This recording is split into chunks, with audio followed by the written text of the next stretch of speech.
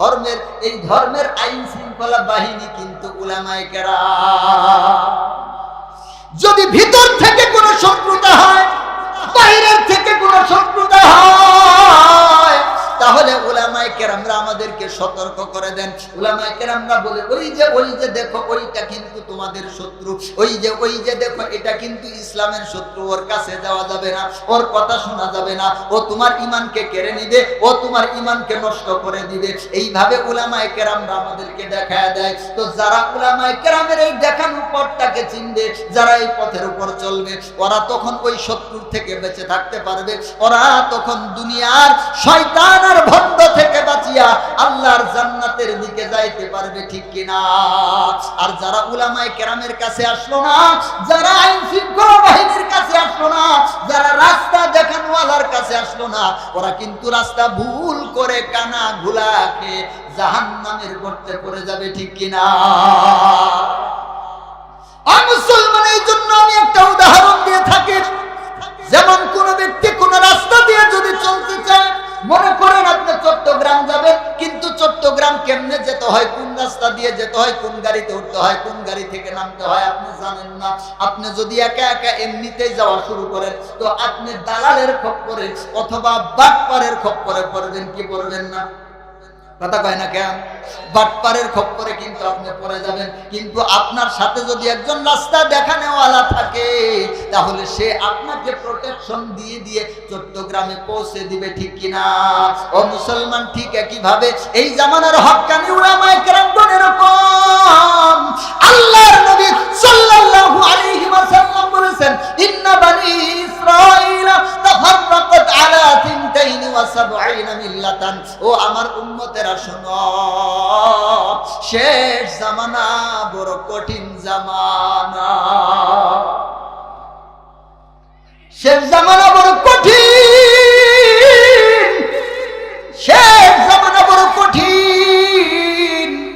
ইয়াতি আলান নাসি জামান আস-সাবিরু ফীহিম আলা দীনিহি কাল কাবিজি আলাল জামবি।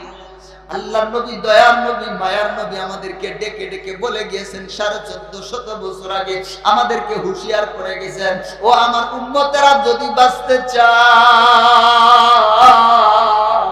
মনোযোগ দিয়ে আমার কথাটাকে শুনে নাও। শেষ জামানা এমন একটা সময় আসবে, যে সময়টাতে ঈমান রক্ষা করা ওই রকম কঠিন হবে গো, যেরকম হাতের মধ্যে জ্বলন্ত আগুনের আংড়া রাখা যেমন কঠিন। পারবেন নাকি? হাতের মধ্যে জ্বলন্ত আগুনের আংড়া রাখতে পারবেন নাকি? কথা কয় না কেন? জ্বলন্ত আগুনের আংড়া কিন্তু হাতের মধ্যে রাখতে পারবেন না। আল্লাহর নবী বলেছেন, জ্বলন্ত আগুনের আংড়া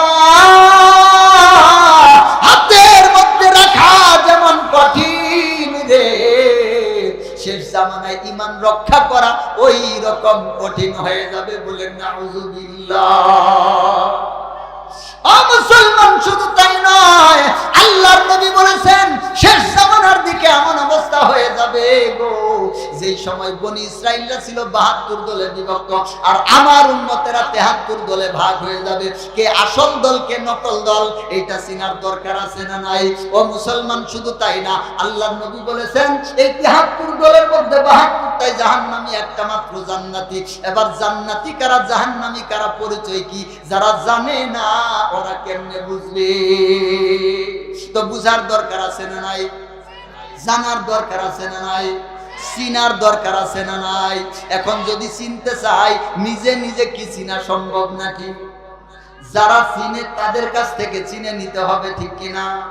ও মুসলমান, এই জন্য উলামায়ে কেরামরা আজকে এই শেষ জামানার মধ্যে ওয়াজ মাহফিলগুলোর আয়োজন হয়। কিছু মানুষ আছে, ওরা এই ওয়াজ মাহফিলগুলোর দাম জানে না, কদর জানে না, ওরা এই ওয়াজ মাহফিলগুলোর মূল্য বুঝে না। ওরা হচ্ছে নির্বোধ, ওরা হচ্ছে খারাস, ওরা হচ্ছে নাফরমান মুসলমান। আর যারা বুঝে, ওরা সকাল সকাল স্টেজের সামনে এসে উলামায়ে কেরামের সামনে চাতক পাখির মতো করে উলামায়ে কেরামের সামনে এলেন শিখার জন্য, ছাত্র হয়ে বসে যায়। বলেন মারহাবা। মুসলমান, শুধু তাই নয়, আজকে এখানে উলামায়ে কেরামরা কথা বলতেছে, এটা হচ্ছে জান্নাতের বাগান। ফেরেশতারা চতুর্দিকে ঘিরে আছে, ফেরেশতারা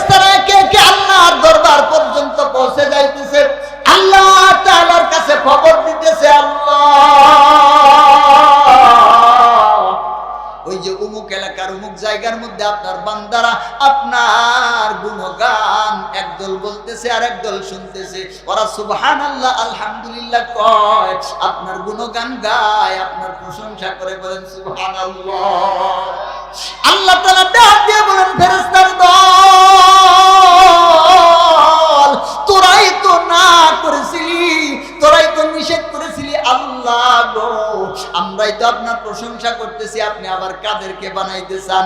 দেখ দেখ ওরা আমার কিরকম সুন্দর করে চাতক পাখির মতো বসে বসে আমার প্রশংসা বাণী শুনতেছে আর প্রশংসা করতেছে, বলেন সুবহানাল্লাহ। আল্লাহ তাআলা ফেরেশতাদেরকে বলেন, ফেরেশতাদের দল সাক্ষী থাক, সাক্ষী হয়ে যা, ওই সমস্ত ব্যক্তি যারা শেষ পর্যন্ত বলবে রে আমি তাদের জীবনের সমস্ত গুনাহগুলা মাফ করে দিব, বলেন আলহামদুলিল্লাহ। তো এই মাহফিলগুলাতে আসার দরকার আছে না নাই? বসার দরকার আছে না নাই? তো যারা আসতে পারছে এরা কি হতভাগ্য না সৌভাগ্য? আর যারা আসতে পারে নাই ওরা কি সৌভাগ্য না হতভাগ্য? এই মাইকের আওয়াজ যত দূর যাচ্ছে আমি অনুরোধ করে বলি, মুসলমান বুঝো না, তোমরা অনেক কিছুই বুঝো না, তোমরা এখনো মায়ের পেটের মধ্যে আছো। উলামায়ে কেরামরা সব কিছু দেখতেছে, তোমরা ওয়ালের এই পাশে আছো আর উলামায়ে কেরামরা ওয়ালের উপরে আছে, ওরা এই পাশেও জানে এই পাশেও জানে। অতএব বাড়িতে খেকশিয়ালের মতো বসে না থেকে যদি পারো সুন্দর করে সওয়াবের নিয়তে প্যান্ডেলের দিকে আসো, আল্লাহর কাছে নিয়ত করো, আল্লাহ আমি ইলম শিখার জন্য যাইতেছি, আমার এক কদমে একটা করে সওয়াব দেন, এক কদমে একটা করে গুনাহ মাফ করে দেন। এই নিয়তে যদি কোনো বান্দা ইলম শিখার জন্য মাহফিলের দিকে আসতে থাকে, মাহফিলে কিছু বুঝুক আর না বুঝুক, শুনুক আর না শুনুক, জানুক আর না জানুক, বুঝুক আর না বুঝুক, এই প্রতি কদমে কদমে একটা করে সওয়াব আর একটা করে গুনাহ মাফ করে দেওয়া হবে, বলেন আলহামদুলিল্লাহ। এই জন্য মাহফিলের প্যান্ডেলগুলোতে আসার দরকার আছে না নাই? আমরা একটু তাকবীর দেই যাতে করে আমাদের ভাইয়েরা আমাদের দিকে চলে আসে, বলেন নারায়ে তাকবীর, নারায়ে তাকবীর। আল কোরআনের আলো, আল হাদিসের আলো, উলামায়ে কেরাম যেখানে, কোরআন হাদিস যেখানে, নারায়ে তাকবীর। মুসলমান ভাইরা আমার, বুঝাইতে পারলাম কি? আমার অন্তরের দুঃখের কথাটা আপনাদেরকে বললাম। ও মুসলমান, আপনাদের সামনে বসলে বড় মুশকিলের মধ্যে পড়ে যায়, কি ছেড়ে কি বলবো, কোন বিষয় ছেড়ে কোন বিষয় বলবো। অন্তরের মধ্যে বড় ব্যথা লাগে, অন্তরের মধ্যে বড় কষ্ট লাগে। এই মুসলমানদের ভিতরে প্রায় আমি 16, 17, 18 বছর বয়স পর্যন্ত এই আপনাদের সিরিয়ালে ছিলাম। আপনাদের মতো বসে বসে আমি উলামায়ে কেরামের ওয়াজ শুনতাম। তখন আমি মাদ্রাসায় পড়তাম না, আমি ওই আপনাদের দলে ছিলাম, সাধারণ ছিলাম। আল্লাহ তাআলা এরপরে আমাকে হেদায়েত দিয়েছেন, আমি মাদ্রাসায় গিয়েছি, এরপরে আলেম হয়েছে, এরপরে দেখেন ওইখান থেকে আল্লাহ তাআলা আমাকে এইখানে নিয়ে আসছেন। কিন্তু আমি প্রথমে ছিলাম ওই কাতারের মানুষ, ছোটবেলা থেকে আমি এই কাতারের মানুষ ছিলাম না। এই জন্য ওই কাতারের মধ্যে কি কি সমস্যা, কোন জায়গায় কোন সমস্যা, এটা আমার ঠিকভাবে জানা আছে। এই জন্য আপনাদের সামনে বসলে বড় মুশকিলের মধ্যে পড়ে যায়, কি ছেড়ে কি বলি, কোন কথা ছেড়ে কোন কথা বলি, কোন সাইড ছেড়ে কোন সাইড বলি, কোন বিষয় বাদ দিয়ে কোনটা বলি। ও মুসলমান ভাইরা আমার, এই যে আজকে দুনিয়ার একটা হায়াত আমরা পেয়েছি, আজকে কত সুন্দর করে জীবন যাপন করতেছি, দুনিয়ার সব কিছু উপভোগ করতেছি, একমাত্র আল্লাহকে ভুলে গেছি, ঠিক কিনা? দুনিয়ার সব কিছুই মনে আছে, দুনিয়ার বিবি মনে আছে, বাচ্চা মনে আছে, ঘর মনে আছে, বাড়ি মনে আছে, টাকা পয়সা লেনদেন সব কিছুই মনে আছে, ঠিক কিনা? শুধুমাত্র আল্লাহকে মনে নাই, রসুলকে মনে নাই, কবরকে মনে নাই, হাসরকে মনে নাই, মিজানকে মনে নাই, ফুলসিরাতকে মনে নাই, জান্নাতকে মনে নাই, জাহান্নামকে মনে নাই, ঠিক কিনা? অথচ কোনটা মনে থাকার দরকার ছিল আর কোনটা মনে না থাকলেও চলতো। কিন্তু ভুলে গেছি। ও মুসলমান ভাইরা আমার, আল্লাহর নবী সাল্লাল্লাহু আলাইহি ওয়াসাল্লাম এই মুসলমানদেরকে সতর্ক করার জন্য আল্লাহর নবী সাল্লাল্লাহু আলাইহি ওয়াসাল্লাম তার পবিত্র জবানে 1450 বছর আগে একটা কথা বলে গেছেন। এই হাদিসটা বর্ণিত হয়েছে তিরমিজি শরীফের মধ্যে। তিরমিজির 2614 নম্বর হাদিস।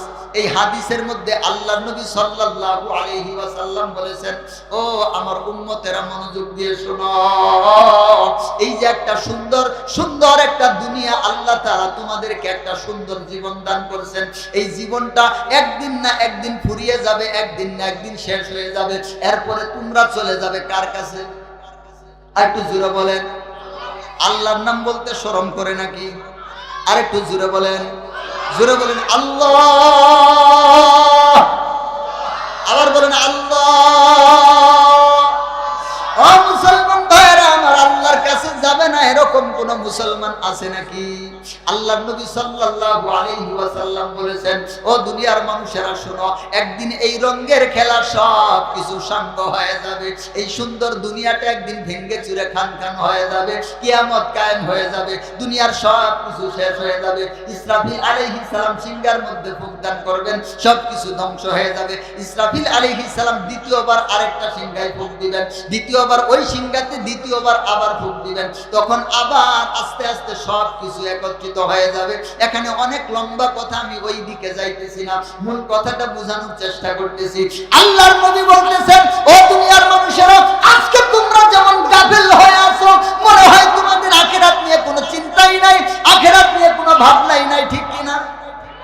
এই যে আজকে একদল মুরব্বী মানুষ আছে, এই মুরব্বী মানুষদের দাড়ি পেকে গেছে, চুল পেকে গেছে, চোখের পাওয়ার কমে গেছে, কানের পাওয়ার কমে গেছে, শরীরের শক্তি কমে গেছে।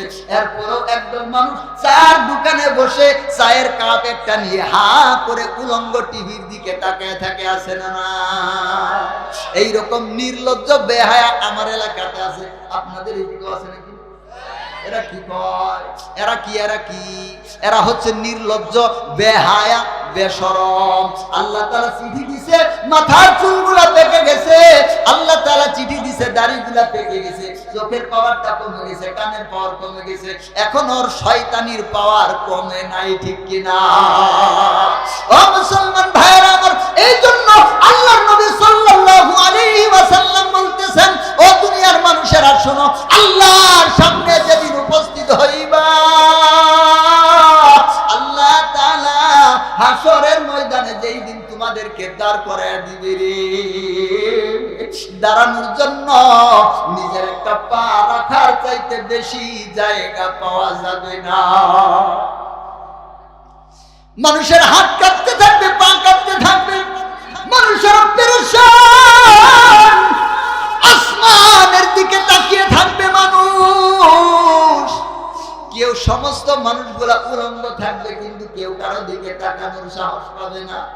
দুনিয়ার দিকে কারো দৃষ্টি নাই, ওই হাসরের ময়দানের দিকেও কারো দৃষ্টি নাই, দৃষ্টি শুধু আল্লাহর দিকে। আজকে আমার কি যেন হয়, আদম সে লেকর ঈসা নবী, नफ्सी कहेंगे सभी, सिर्फ एक नबी कहेंगे या उम्मती सिर्फ एक नबी कहेंगे या उम्मती या उम्मती। हजरत आदम থেকে ঈসা নবী পর্যন্ত সমস্ত নবীরা পর্যন্ত বলতে থাকবে নফসি নফসি, উম্মতেরা বলতে থাকবে ইয়া নফসি ইয়া নফসি, আর নবীগণ বলতে থাকবেন নফসি নফসি। হযরত ঈসা আলাইহিস সালাম বলবেন, আল্লাহ, আজকে আমি আমার মা মরিয়মের জন্য সুপারিশ করতে চাই না। আল্লাহ, আজকে আমি আমার মা মরিয়মের জন্য সুপারিশ করব না। ও আল্লাহ, আপনি আমাকে বাঁচায় দেন, আমাকে বাঁচায় দেন, আমার জন্য আজকে কি হয়? ও মুসলমান, এই অবস্থার মধ্যে আল্লাহর নবী খবর দিয়ে গেছেন, 5টা প্রশ্নের উত্তর দেওয়া ছাড়া তোমরা একটা পাও আল্লাহর সামনে থেকে উঠাইতে পারবা না।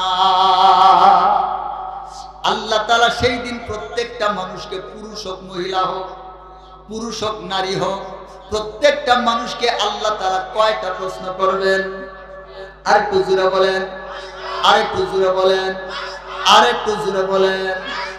ওই দিন আল্লাহ তাআলা এই 5টা প্রশ্ন করবেন। 5টা প্রশ্নের উত্তর দেওয়া ছাড়া কেউ একটা পাও তুলতে পারবে না।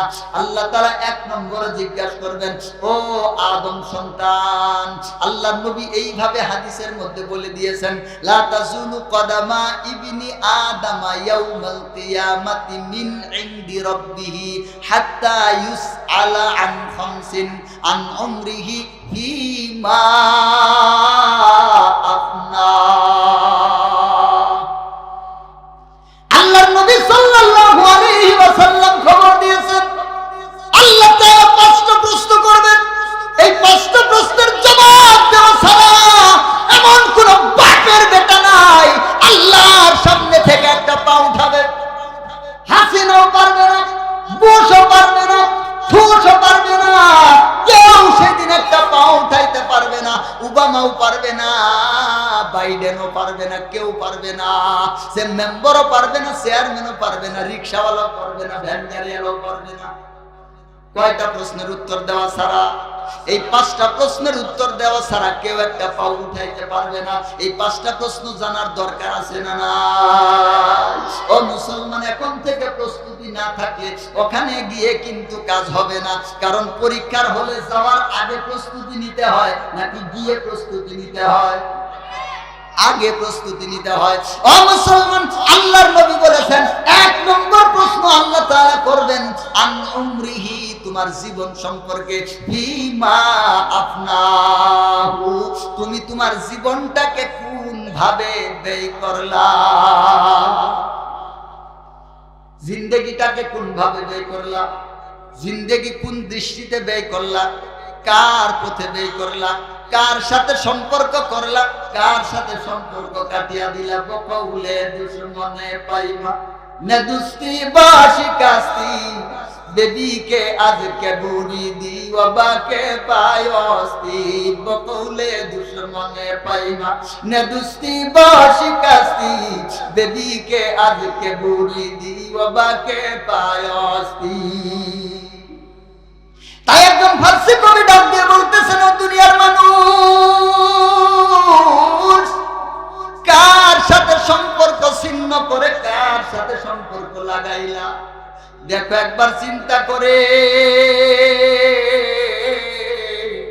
কার সাথে সম্পর্ক গড়া দরকার ছিল আর কার সাথে সম্পর্ক কাটা দরকার ছিল, আর তুমি কার সাথে কাটিয়া কার সাথে লাগাইছো দেখার দরকার আছে না না?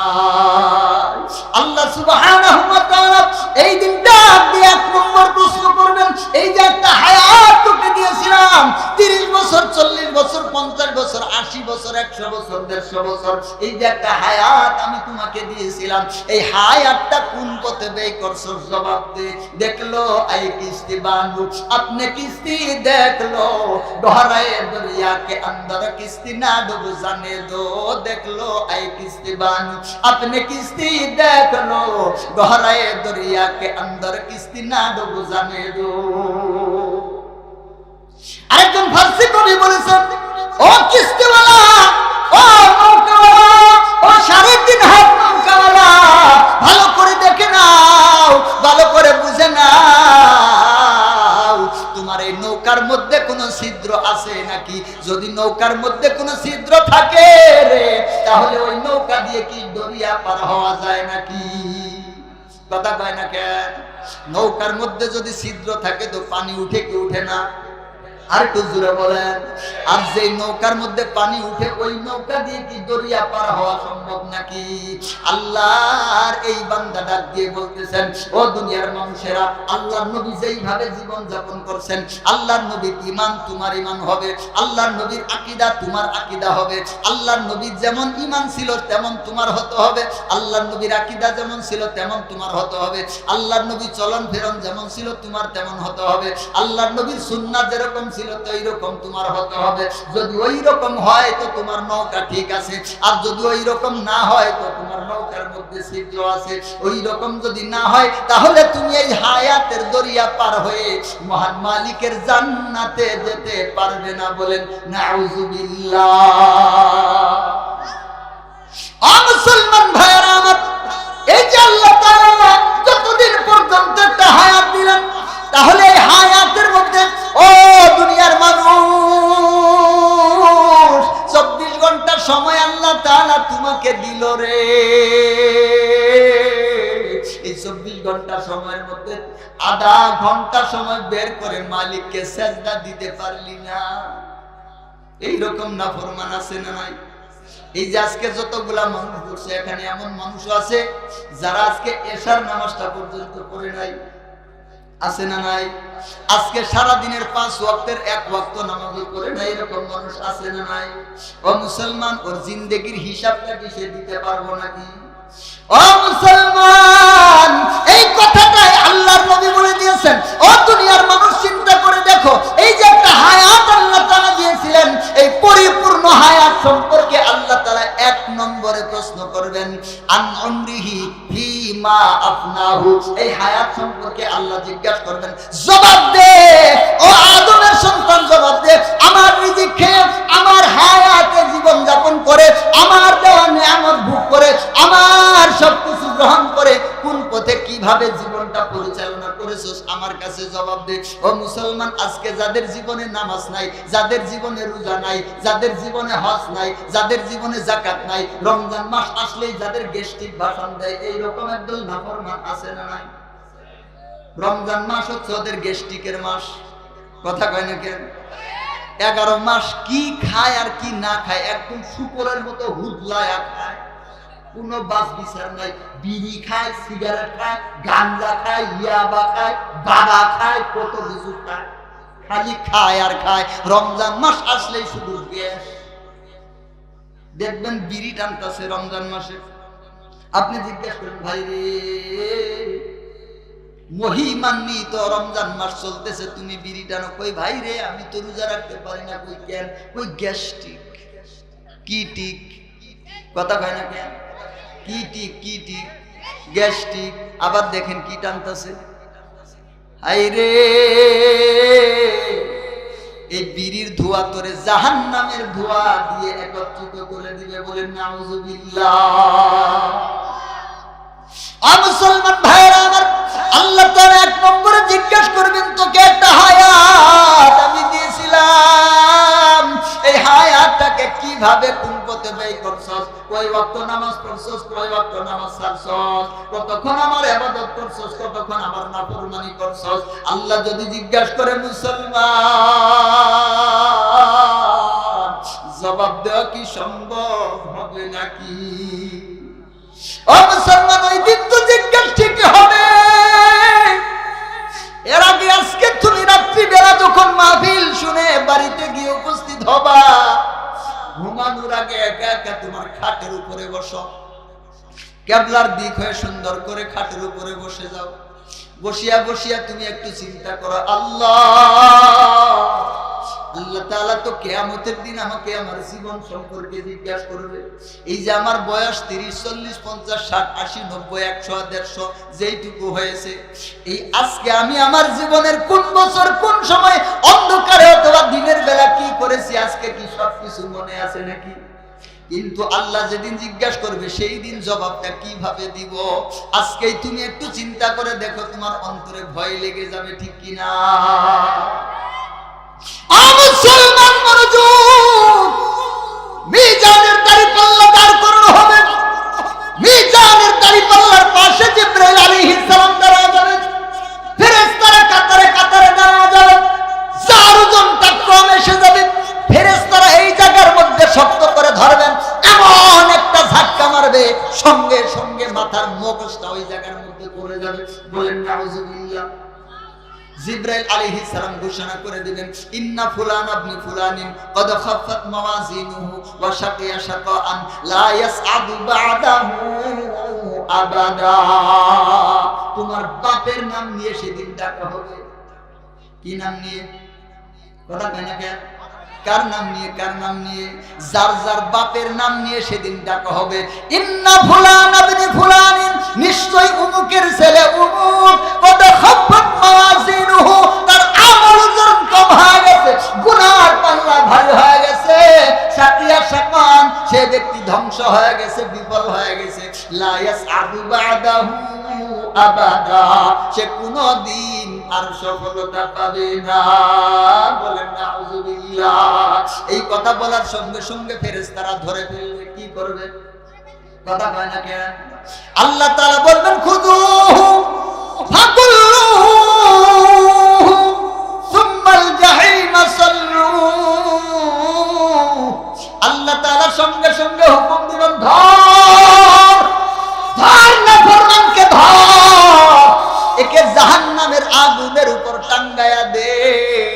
ও মুসলমান, 70 গজ শিকল দিয়ে বেঁধে দেওয়া হবে। কয় গজ? আরেকটু জোরে বলেন। 70 গজ শিকল দিয়ে বেঁধে দেওয়া হবে। তাও কেমনে বেঁধে দেওয়া হবে? আল্লাহ তাআলা সূরা হাক্কার মধ্যে বিস্তারিত বলে দিয়েছেন। ও মুসলমান, এই মুখ দিয়ে শিকলটা ঢুকানো হবে, পিছনের রাস্তা দিয়ে শিকল বের করা হবে। আমরা জাম্বুরা বান্ধি না? জাম্বুরা চিনেন? জাম্বুরা আমরা যেটাকে জমভির বলি এলাকার ভাষায়, কথা কম না কেন?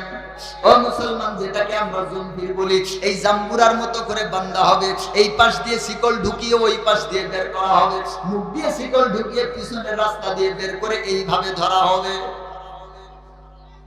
ও মুসলমান, একবার চিন্তা করে দেখো, জাহান্নামের 70 গজ শিকল দিয়ে যেদিন মুখ দিয়ে ঢুকিয়ে পিছন দিয়ে বের করা হবে, ফেরেশতারা যেদিন হাঁকিয়ে হাঁকিয়ে জাহান্নামের দিকে নিয়ে যাবে, একা একা বসো,